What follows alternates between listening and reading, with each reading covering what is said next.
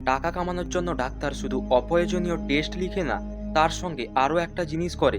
যেই ওষুধ কোম্পানিগুলি তাদের বেশি কমিশন দেয়, সেই ওষুধগুলি বেশিরভাগ ক্ষেত্রেই আপনাদের সাজেস্ট করে।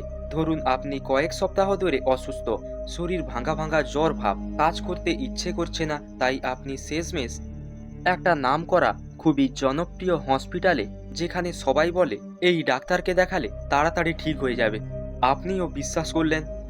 ডাক্তার দেখেই আপনাকে লিখে দিল এক গুচ্ছ টেস্ট। আপনি ভাবলেন ভালোই তো, ভালো করে চেক করছে। রিপোর্ট দেখে ডাক্তার বলল ইনফেকশন হয়েছে, এক সপ্তাহের ওষুধ লিখে দিচ্ছি, ঠিক হয়ে যাবে। ফার্মাসিতে গিয়ে শুনলেন ওষুধের দাম অনেক বেশি, ডাক্তার লিখেছে ব্র্যান্ডেড নামি কোম্পানির ওষুধ। রাতে বাড়ি এসে এক বন্ধুর সাথে কথা বললেন, বন্ধু ওষুধ কোম্পানিতে কাজ করে।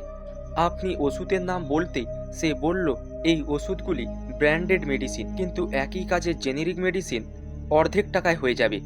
এখানেই আপনার মনে প্রশ্ন এলো, ব্র্যান্ডেড আর জেনেরিক মেডিসিনের মধ্যে পার্থক্য কী?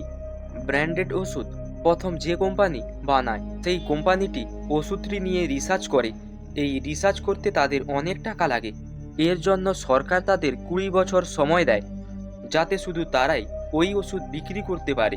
এই সময়টা ওষুধ হচ্ছে ব্র্যান্ডেড পেটেন্ট মেডিসিন, তাই দামও বেশি। কিন্তু 20 বছর শেষ হয়ে গেলে ওই ওষুধ কারোর একা থাকে না, তখন অন্য যে কোনো কোম্পানি ওই ওষুধ একই কম্পোজ দিয়ে বানাতে পারে। এগুলোকে বলা হয় জেনেরিক মেডিসিন।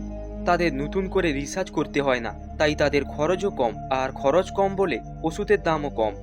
কাজের দিক থেকে দুটোই একই। তাহলে দেখেছেন কিভাবে বোকা বানায়? দাম বেশি মানেই ওষুধ ভালো, এটা ভুল ধারণা। এরকম ভিডিও দেখতে ফ্যাক্ট লুমিনোকে সাবস্ক্রাইব করুন।